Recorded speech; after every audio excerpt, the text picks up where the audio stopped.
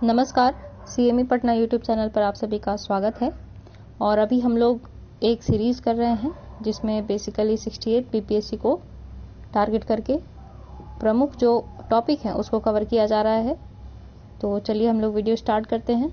और कल वाले वीडियो में, इससे पहले जो वीडियो अपलोड किया गया है उसमें हम लोगों ने भारत छोड़ो आंदोलन की जो प्रमुख घटनाएं थी उसे हम लोगों ने कवर किया है, और विशेषकर इसमें बिहार में क्या क्या घटनाएं घटित हुई थी और उससे जो रिलेटेड इम्पॉर्टेंट फैक्ट थे वो हम लोगों ने कवर कर लिया है। तो चलिए हम लोग यहाँ पे आज के वीडियो को शुरू करते हैं। तो यहाँ पे देखते हैं हम लोग बिहार 1942 से 47 के दौरान। तो 16 अगस्त 1946 को मुस्लिम लीग द्वारा प्रत्यक्ष कार्रवाई दिवस के रूप में बिहार में पूर्ण हड़ताल का आयोजन किया गया। ठीक है, 16 अगस्त 1946 को मुस्लिम लीग ने प्रत्यक्ष कार्रवाई दिवस घोषित कर दिया गया था और उस दिन बिहार में पूर्ण हड़ताल का आयोजन किया गया। परिणामतः सांप्रदायिक तनाव भी हुए और वल्लभ भाई पटेल ने इन तनावों पर कहा था कि हम बहुत बड़ी भूल करेंगे यदि हम बिहार की जनता और उसके मंत्रिमंडल को मुस्लिम लीग के नेताओं के हिंसक एवं असभ्य आंदोलनों के सामने असुरक्षित छोड़ देंगे। ठीक है, आगे है 1946 में कैबिनेट मिशन के तहत राज्यों के वर्गीकरण में बिहार को ग्रुप ए वर्ग में रखा गया था। नेक्स्ट है 1946 में बिहार में बने प्रांतीय सरकार। एक मिनट, यहाँ पे थोड़ा ये गड़बड़ हो गया है तो इस फैक्ट को हम लोग रहने देते हैं, आगे इसको कवर कर लिया जाएगा। बाकी हम लोग देखते हैं संविधान सभा। तो संविधान सभा से रिलेटेड फैक्ट क्या है कि बिहार से 36 सदस्य शामिल थे। ये बहुत इंपॉर्टेंट फैक्ट है। आप लोग मेंस आंसर राइटिंग के दौरान पॉलिटिकल साइंस जो आता है जो सेक्शन है जीएस पेपर 2 का सेक्शन 1, उसमें आप लोग कुछ लिख सकते हैं। तो बिहार से 36 सदस्य शामिल थे और 9 दिसंबर 1946 को बिहार के सच्चिदानंद सिन्हा संविधान सभा के पहले अध्यक्ष बनाए गए, जो अस्थायी तौर पर अध्यक्ष बनाए गए थे। और 11 दिसंबर 1946 को डॉक्टर राजेंद्र प्रसाद इसके स्थायी अध्यक्ष बनाए गए। तो ये प्रश्न भी पूछा जा चुका है 67 बीपीएससी री एग्जाम में। आगे चलते हैं हम लोग। अब चलते हैं आगे। इसमें है आधुनिक बिहार के निर्माण। ठीक है, आधुनिक बिहार का निर्माण। और इसमें देखते हैं कि 1880 के दशक के अंत में एसएन सिन्हा ने, सच्चिदानंद सिन्हा ने पृथक बिहार की मांग के लिए अभियान चलाया, जो आगे चलकर बिहार एवं राष्ट्रीय स्तर पर भी मांग बन गया। 1890 के दशक में बिहार से निकलने वाली पत्रिका बिहार टाइम्स, ठीक है, बिहार टाइम्स के माध्यम से पृथक बिहार की मांग को महेश नारायण एवं अन्य लोगों ने जोर शोर से उठाया। तो जैसे ही बिहार के पृथक बिहार के निर्माण की बात आएगी, एसएन सिन्हा और महेश नारायण का जो नाम है, महेश नारायण जी का जो नाम है वो अनायास जुड़ जाता है। तो इन दोनों की प्रमुख भूमिका थी। तो ये नाम आप सभी को याद रखना है, साथ ही साथ बिहार टाइम्स पत्रिका का भी नाम याद होना चाहिए। आगे चलते हैं। 1909 में एसएन सिन्हा ने 1909 के एक्ट के तहत हुए चुनाव में बंगाल विधान परिषद की ओर से निर्वाचित हुए तथा यहाँ आकर पृथक बिहार की मांग को जोर शोर से उठाया। इसी समय अली इमाम, कौन? अली इमाम, जो केंद्रीय विधान परिषद में विधि सदस्य थे, के द्वारा भी पृथक बिहार के लिए सरकार पर दबाव बनाया गया। नेक्स्ट है 12 दिसंबर 1911 को दिल्ली दरबार में बिहार को बंगाल से अलग करने की घोषणा की गई। और आगे है 26 से 28 दिसंबर 1911 को क्या हुआ, तो कांग्रेस का 26वां वार्षिक अधिवेशन कलकत्ता में हुआ, जिसमें तेज बहादुर सप्रू द्वारा पृथक बिहार के समर्थन में प्रस्ताव लाया गया। ये याद होना चाहिए आप सभी को कि कांग्रेस का कौन सा अधिवेशन पृथक बिहार से संबंधित था। तो आंसर हो जाएगा कांग्रेस का 26वां अधिवेशन, जो कहाँ हुआ था? कलकत्ता में। आगे चलते हैं। 22 मार्च 1912 को क्या हुआ? बंगाल से बिहार को अलग करने की आधिकारिक घोषणा गजट या राजपत्र में प्रकाशित किया गया। और 22 मार्च को बंगाल से बिहार के अलग होने का आधार बताते हुए 2010 से नीतीश सरकार द्वारा बिहार स्थापना दिवस के रूप में मनाया जा रहा है। ठीक है, कब से मनाया जा रहा है? 2010 से। एक मिनट यहाँ मैं थोड़ा क्लियर कर दूं, 2010 से मनाया जा रहा है। और आगे देखते हैं 1 अप्रैल 1912, तो बंगाल से बिहार के अलग होने की व्यवस्था व्यवहारिक रूप में लागू हुई। कब से? 1 अप्रैल 1912 से। और इस समय उड़ीसा बिहार के साथ शामिल था और पटना को राजधानी बनाया गया। उड़ीसा कब अलग हुआ? तो 1936 में उड़ीसा अलग हो गया। ठीक है, यहाँ से ये सेम प्रश्न पूछा हुआ है बीपीएससी ने 67 3 एग्जाम में। और पटना को राजधानी बनाया गया। पहले राज्यपाल सर चार्ल्स स्टुअर्ट बेले बनाया गया। ठीक है, सर चार्ल्स स्टुअर्ट बेले। आगे चलकर इस क्षेत्र के लिए पहले भारतीय राज्यपाल लॉर्ड सत्येंद्र प्रसाद सिन्हा को बनाया गया। ठीक है, लॉर्ड सत्येंद्र प्रसाद सिन्हा को। जिन्होंने असहयोग आंदोलन 1920 से 22 के दौरान ब्रिटिश नीतियों के विरोध में तथा असहयोग के कार्यक्रमों का सहयोग करते हुए 1921 में इस्तीफा दे दिया। आगे देखते हैं 1 अप्रैल 1936 को क्या हुआ।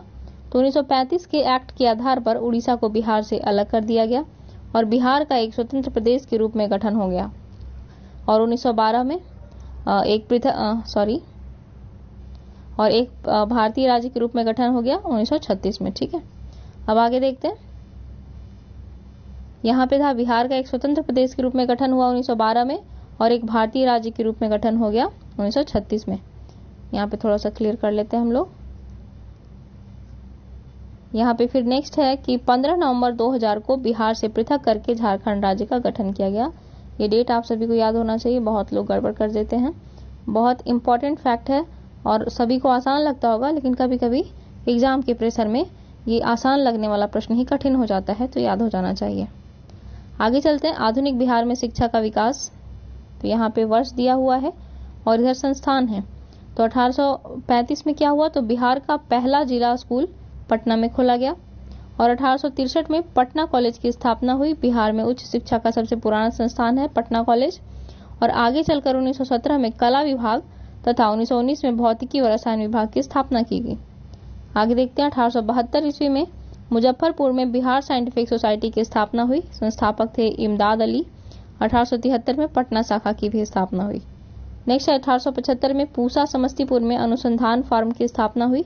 आगे चलकर 1902 में पूसा में ही कृषि शोध एवं प्रयोग केंद्र हेनरी क्लिफ के योगदान से, ये फैक्ट आपको ध्यान रखना है, हेनरी क्लिफ के योगदान से, तथा 1904 में कृषि विश्वविद्यालय की स्थापना की गई।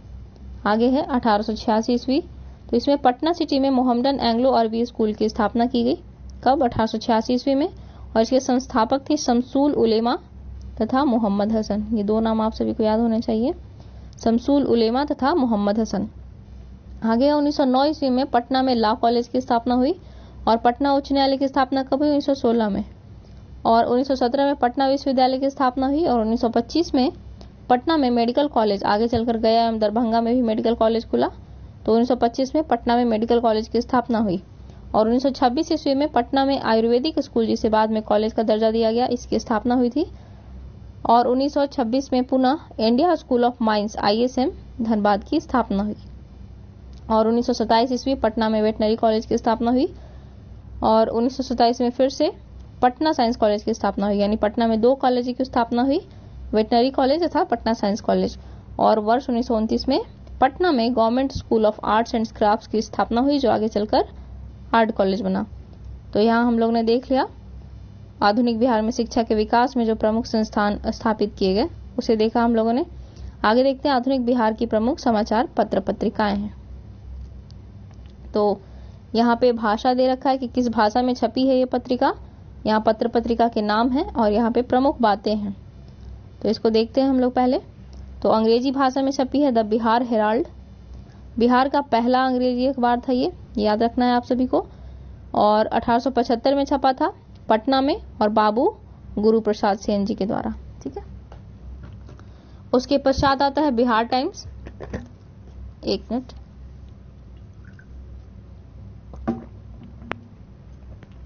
उसके बाद आता है बिहार टाइम्स। पृथक बिहार के निर्माण में प्रमुख भूमिका थी इसकी और 1894 से प्रकाशित हो रहा था और संबंधित व्यक्तित्व थे सच्चिदानंद सिन्हा तथा महेश नारायण आदि।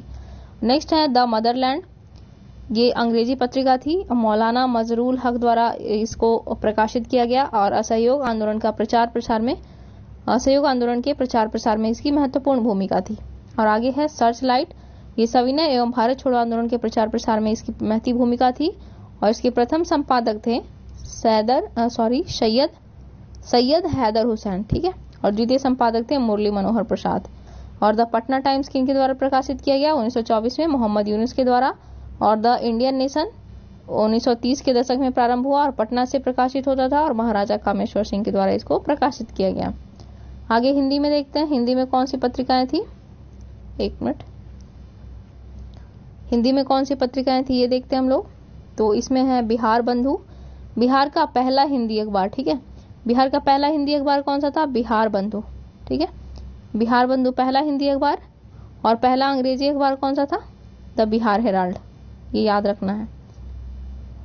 और यहाँ पे है बिहार का पहला हिंदी अखबार 1872 से प्रकाशित हो रहा था केशव राव भट्ट द्वारा, और प्रारंभ में कलकत्ता से प्रकाशन होता था इसका बिहार बंधु का, और आगे चलकर पटना से प्रकाशन हुआ और सर्वहितैषी प्रथम दैनिक हिंदी अखबार था। ठीक है, और ये द बिहार हेराल्ड 1875 से प्रकाशित होता था और ये बिहार बंधु 1872 से। नेक्स्ट है बिहारी। 1917 के चंपारण सत्याग्रह के दौरान किसान शोषण की चर्चा हुई और संपादक थे बाबू महेश्वर प्रसाद। और हुंकार तो आप सभी को पता ही होगा, स्वामी सच्चिदानंद सरस्वती जी के द्वारा, और किसान समस्याओं की चर्चा करने वाला यह अखबार था। और सत्याग्रह नामक पत्रिका सविनावज्ञा आंदोलन के प्रचार प्रसार में इसकी महत्वपूर्ण भूमिका थी। और मुंगेर समाचार, ये भारत छोड़ो आंदोलन के प्रचार प्रसार में महत्वपूर्ण भूमिका थी इसकी। और आगे प्रदीप नामक अखबार है जो अंग्रेजी में निकलने वाले सर्च लाइट का हिंदी संस्करण था। ठीक है, उर्दू में कौन से अखबार थे, तो ये थे नुरुल अनवार, ये उर्दू का पहला अखबार था जिसका प्रकाशन आरा से होता था। और सदाए आम, ये क्या है, तो उर्दू में प्रकाशित सबसे प्रचलित अखबार था सदाए आम। आगे देखते हैं हम लोग आगे कि बिहार से रिलेटेड जो फैक्ट हैं इंपॉर्टेंट, जैसे राजनीतिक और प्रशासनिक, जिससे कि क्वेश्चन बनते हैं एग्जाम में, वो अब हम लोग देख लेते हैं। तो नामकरण है, बिहार क्यों नाम पड़ा, तो बौद्ध विहारों की बहुलता के कारण इसका नाम बिहार पड़ा था, जो बाद में आगे चलकर बिहार कहलाया। और स्थापना हुई थी 1912 ईस्वी में। राजधानी पटना है। लोकसभा सीट 40 हैं और लोकसभा में शेड्यूल कास्ट के लिए आरक्षित सीटें 6 हैं। और राज्यसभा सीट हैं बिहार के पास 16। और विधानमंडल द्विसदनीय है। विधानसभा सीटें कितनी हैं, 243। और विधानसभा में शेड्यूल कास्ट के लिए आरक्षित सीटें हैं 38। और विधानसभा में शेड्यूल ट्राइब के लिए आरक्षित सीटें हैं 2। कौन कौन, तो कटोरिया बांका और मनिहारी कटिहार। और आगे है विधान परिषद में सीटें कितनी हैं टोटल, यह 75, एक मिनट, ये 75 सीटें हैं टोटल विधान परिषद में। और प्रमंडल कितने हैं, तो 9 प्रमंडल हैं। प्रमंडल से रिलेटेड वीडियो इसी चैनल पर अपलोड किया जा चुका है बेहतरीन तरीके से, आप लोग जाके कवर कर सकते हैं। 9 प्रमंडल है और जिला है 38। ठीक है, 38वां जिला कौन सा बना है, अरवल। और अरवल का ही जो कुर्था पुलिस स्टेशन है वो बिहार का टॉप मोस्ट सबसे सर्वश्रेष्ठ पुलिस स्टेशन है, कुर्था स्टेशन। ठीक है, कुर्था पुलिस स्टेशन। और पुलिस जिला कितने, 43। और अनुमंडल है 101। और प्रखंड यानी कि ब्लॉक कितने हैं, तो 534। और पंचायतों की कुल संख्या 8387। और महानगर एक है पटना। और नगर निगम कितने हैं, तो ये 19 है और 19वां है सहरसा। ठीक है, तो इस वीडियो में हम लोगों ने देखा बिहार राजनीतिक प्रशासनिक परीक्षोपयोगी तथ्य, और ऊपर में पत्रिकाएं और फिर संस्थान। तो इस वीडियो में फिलहाल इतना ही, मिलती हूँ आप सभी से अगले वीडियो में, तब तक के लिए ख्याल रखें, धन्यवाद।